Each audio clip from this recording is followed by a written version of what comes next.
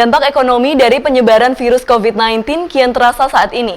Begitu pula yang dialami para pengrajin rotan yang menggantungkan hidup dari menjual hasil anyaman rotan mereka. Seperti yang dialami kelompok Pahari di Kelurahan Kereng Bangkirai, Kecamatan Sebangau, Kota Palangkaraya, Kalimantan Tengah.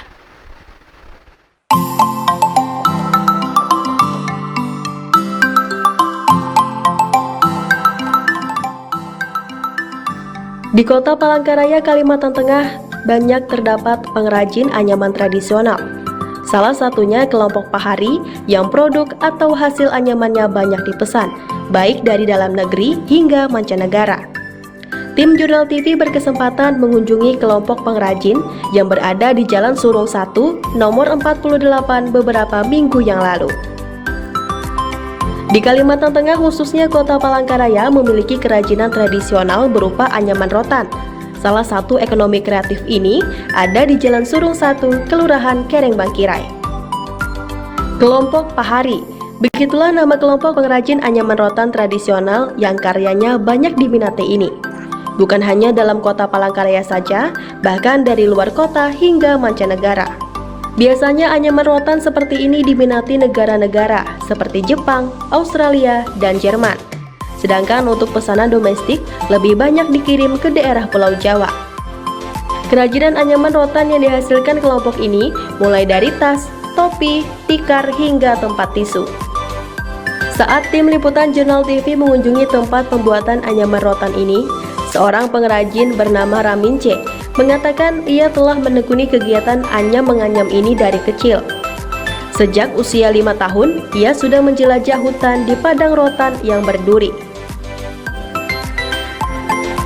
Ramince bercerita saat Ramince baru berusia 40 hari, ayahnya telah meninggal. Sehingga sejak ia berusia 5 tahun, Ramince harus ikut ibunya mencari rotan untuk bahan kerajinan anyaman.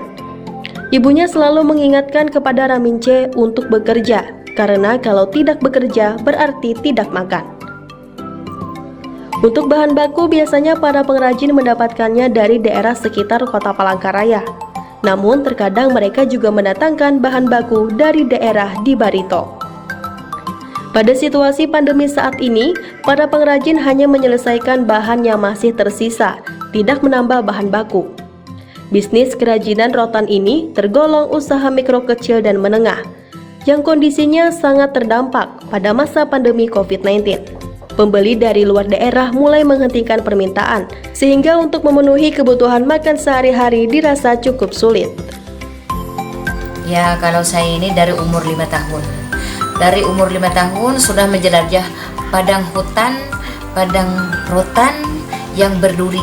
Langsung mengambil rotan ikut ibu, karena kita anak yatim, tidak ada mengikuti bapak kita meninggal umur saya ini 40 hari. Sebab itu karena orang tua kita, ibu saya yang perempuan saya sendiri, yang laki-laki ada 2 orang ya. Jadi yang perempuan ini harus bekerja. Bilang ibu saya kalau tidak bekerja tidak makan, takut.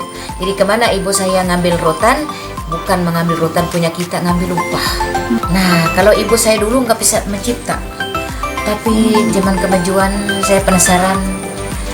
Tahun 95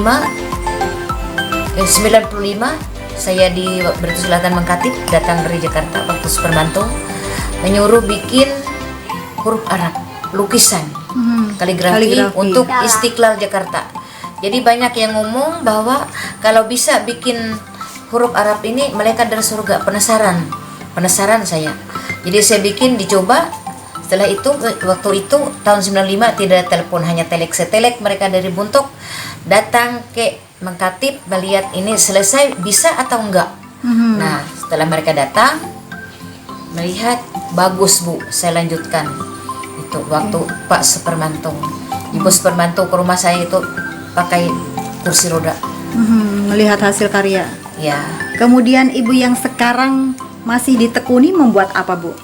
Kalau sekarang saya banyak sambil menganyam, sambil menjahit, bikin tas, bikin topi, bikin apa saja, dipesan atau tidak dipesan, saya tetap bekerja. Ya. Untuk bahan dari mana Bu? Kadang-kadang bahannya dari tempat pengrajin saya, kadang-kadang dari Barito. tapi kebanyakan dari Barito. Kalau saat ini untuk bahan sendiri seperti apa Bu zaman Aduh, corona? kalau bahan sendiri kita menyelesaikan bahan yang sudah ada. Kalau sekarang nol besar, tutup karena corona ini. Penghasilan saya pun jauh dari hari-hari yang sudah lewat. Ya, kalau sekarang hampir nol besar. Jadi kita makan apa yang ada. Dari Kota Palangkaraya, Yonatan Alberto, Olivia Tega, Jurnal TV.